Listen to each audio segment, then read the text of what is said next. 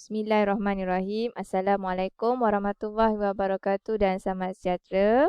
Okay, murid-murid, apa khabar semua? Cikgu harap kamu dalam keadaan sihat. Baik, untuk mata pelajaran matematik tingkatan 1, kita masih lagi dalam bab 4 iaitu nisbah, kadar dan kadaran. Okey, video ini merupakan subtopik terakhir untuk bab 4 iaitu 4.5 berkaitan antara nisbah, kadar dan kadaran dengan peratusan, pecahan dan perpuluhan. Baik, objektif pembelajaran kita pada hari ini ada 3, iaitu menentukan hubungan antara peratusan dan nisbah, menentukan peratusan suatu kuantiti dengan mengaplikasikan konsep kadaran, dan juga yang ketiga menyelesaikan masalah melibatkan perkaitan antara nisbah, kadar dan kadaran dengan peratusan, pecahan dan perpuluhan. Okey. Kita lihat satu persatu contoh, cikgu akan terangkan. Baik, kita nak tengok hubungan antara peratusan dan nisbah. Okey, suatu peratusan boleh tulis dalam bentuk nisbah kerana jumlah peratus ialah 100. Misalnya 50%, kita tulis dalam bentuk pecahan 50/100. Okey, kita tukarkan dalam bentuk termudah, kita boleh bahagikan 50 di sini. 100 ni pun boleh bahagikan dengan 50. Yang ni kita akan dapat 1, 100 bagi 50 kita akan dapat 2. Bila kita permudahkan pecahan ini kita akan dapat 1/2 dan kita tukarkan dalam bentuk nisbah dia akan dapat 1/2. Katakan satu bulatan ni, katakan satu pizza lah ni kan. Keseluruhan pizza ni peratus dia adalah 100, 100%, 100/100. Kalau cikgu lorikkan keseluruhan ni lah 100%. Okey, katakan kalau cikgu bahagikan 2. Cikgu bahagikan 2 kat sini. Okey, katakan biru kepada merah. Dia akan jadi kat sini 50/100. Tengah lah. Sini pun 50/100. Okey. Kita permudahkan, tu yang kita akan dapat 1/2, setengah daripada keseluruhan ataupun dalam bentuk nisbah 1/2. Okey, dia 100 ni adalah jumlah keseluruhan. 50 ini adalah kawasan yang berlorik warna biru ni sahaja. Itu maksud dia. Jadi kamu kena faham, kalau kata per 100 maksudnya keseluruhan yang merah tadi semua. Okey. 50 yang kawasan berlorik ni sahaja. Kita mudahkan jadi 1/2. Okey. Kita tengok contoh soalan.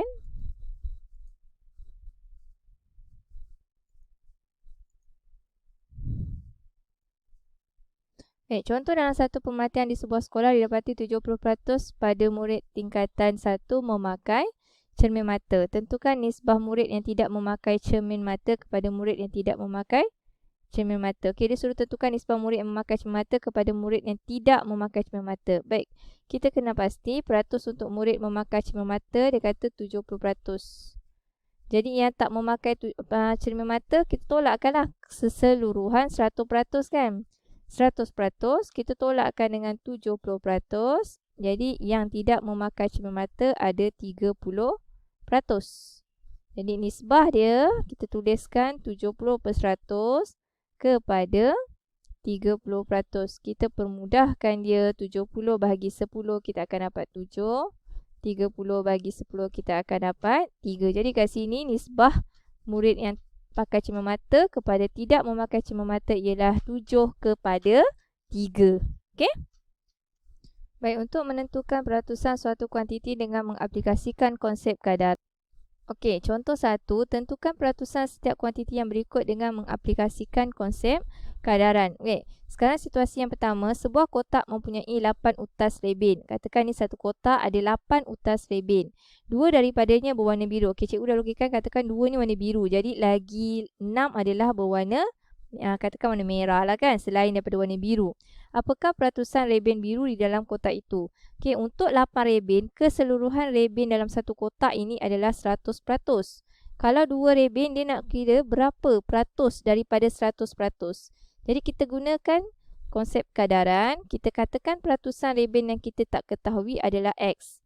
X/100. Dia mesti kurang daripada 100 lah. Sebab kalau 8, 100%. Kalau 2, mesti lagi kurang daripada 100.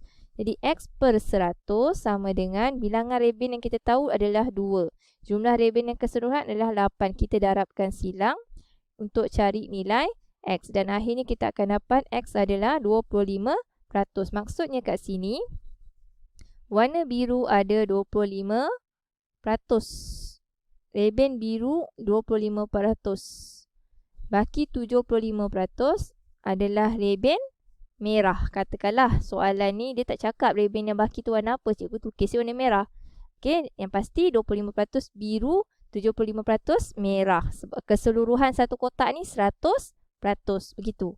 Okey, kalau B, Puan Jorana mempunyai RM300. Dia membelanjakan RM15 untuk tambang pengangkutan. Baik, jumlah keseluruhan Puan Johanna ni dia ada duit 300.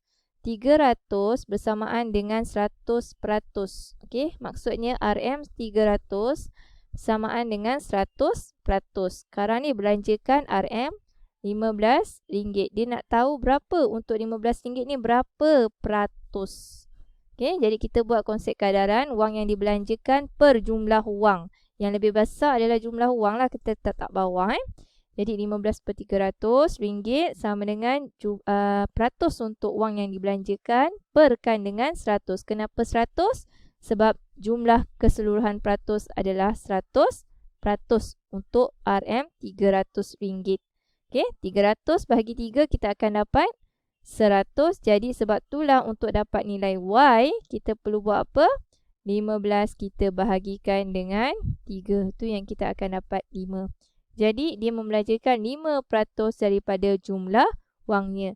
Daripada 100% tadi dia hanya membelanjakan RM15 ni untuk 5% saja. Okey? Bakinya ada berapa? 95%. Dia tak tanya soalan tapi cikgu nak kamu faham. Baki duitnya ada lagi 95%. Dia hanya belanja 5% sahaja. Okey? Okey, contoh 2, dalam satu karnival jualan, ceritanya Encik Rosli ni, dia milih selai kemeja. Okey, katakan selai kemeja. Dia kata kat situ potongan diskaun 45%. Harga asal dia RM85. Okey, jadi untuk harga RM85, kalau kena bayar penuh RM85, maksudnya kena bayar 100%. Tapi dia kata kat sini ada diskaun 45%. Okey, dia tak suruh kira berapa potongan harga selepas diskaun, tapi dia suruh kira. Sekarang dia kata Encik Rosli ni dia bayar RM57.80. Okey, adakah peratus yang dibayar ni sama tak dengan diskaun yang dipamerkan? Sebab itulah dia buat kat sini. Kita kena cari dulu harga jualan yang dibayar oleh Encik Rosli ni RM57.80 ni berapa peratus. Jadi sebab tu dia tulis kat sini P per 100 sama dengan harga jualan, harga yang dibayar oleh Encik Rosli lah. Jadi RM57.80 per harga asal RM85. Okey, kita letak dalam bentuk kadaran 100. Kenapa 100? Sebab harga sebenar dia adalah RM85, 100% per 100. Jadi kita cari nilai P. Katakan P adalah diskaun, peratus diskaun daripada harga asal. Kita akan dapat 68%. Jadi kat sini Encik Rosli dia beli baju dengan harga diskaun berapa?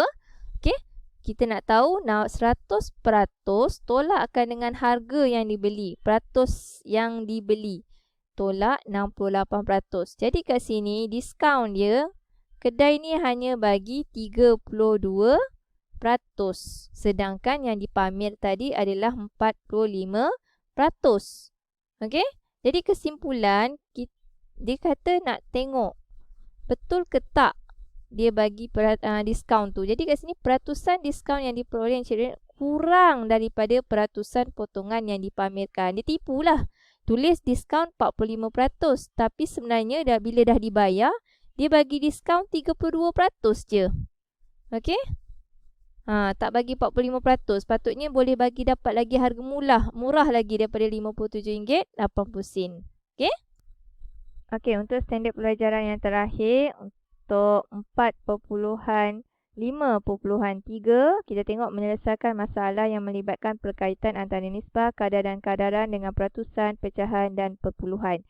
Okey, ini satu situasi yang besar lah. Jadual yang berikut menunjukkan kadar sewa bulanan dan wang pendahuluan penyewaan bilik Pangsapuri di Taman Bukit Damai. Baik, dia kata kat sini dia bagi jadual. Okey, untuk sewa 2 bilik dan 3 bilik. Okey, kadar sewa untuk 2 bilik RM450 sebulan. Untuk 3 bilik RM550. Baik, biasanya kalau kita sewa rumah, kita kena bayar wang pendahuluan. Okey, bukannya kita terus masuk rumah terus bayar. Okey, bulan 6 katakan bayar. Masuk bulan 6, bayar untuk bulan 6 saja. Tak, biasanya dia akan minta wang pendahuluan. Okey, wang pendahuluan tu mungkin penyewa nak buat beli apa ni? Buat pendahuluan, buat apa ni? Bayar apa-apa dulu kan. Jadi kita kena bayar dulu wang pendahuluan. Ni syarat untuk bagi penyewa lah.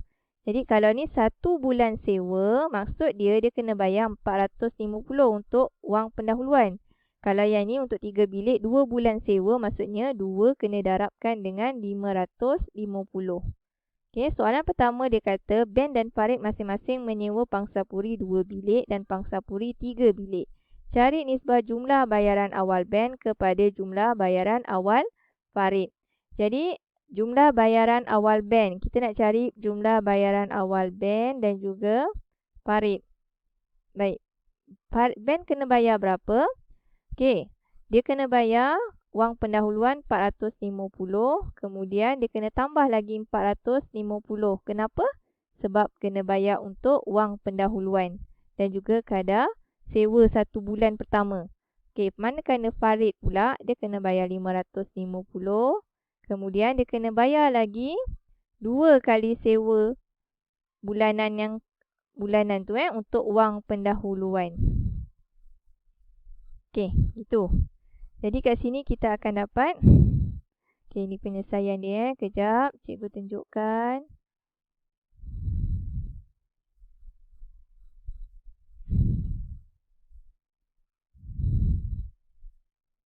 Okey ni. Jadi kat sini kita akan dapat 900 kepada 1650.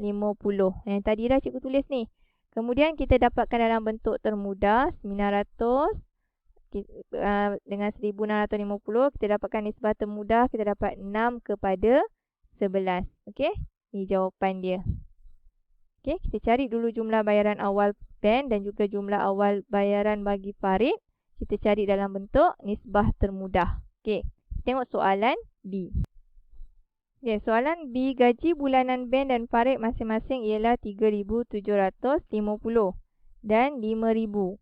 Dengan mengaplikasikan konsep kadaran, tentukan peratusan belanjaan sewa daripada gaji bulanan bagi setiap seorang. Sekarang gaji Ben RM3,750, gaji Farid pula adalah RM5,000. Kita nak tengok berapa bayar daripada gaji ni, berapa peratus dia kena bayar untuk bayar sewa bulanan rumah dia ni. Okey, kita tengok. Okey, katakan X ialah peratusan belanjawan sewa Ben. Untuk Ben, kita tak tahu kan berapa sewa dia. Jadi X per 100, peratusan dia X per 100 sama dengan 450. 450 adalah bayaran untuk sewa bilik. Okey, sewa bilik tadi, 2 bilik 450. Ben sewa bilik 450 setiap bulan. 450 daripada per gaji dia RM3,750 darabkan dengan 100%, kita akan dapat 12%. Jadi gaji dia daripada 100% RM3,750 tu hanya 12% sahaja yang dibayarkan, yang digunakan untuk bayar sewa rumah. Okey, kerana kalau Farid pula, okey, sama juga kaedahnya. Untuk sewa bilik dia RM550.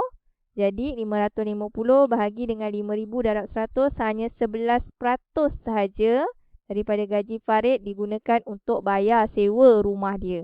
Begitu. Okey, itu sahaja cara dia. Okey, cikgu harap kamu jelas untuk bab 4. Kita dah habis bab 4. Okey, kalau tak faham, cuba tengok balik semula video-video cikgu yang sebelum-sebelum ini. Okey, kalau ada masalah boleh tanya cikgu, Telegram cikgu dalam grup matematik kita. Okey?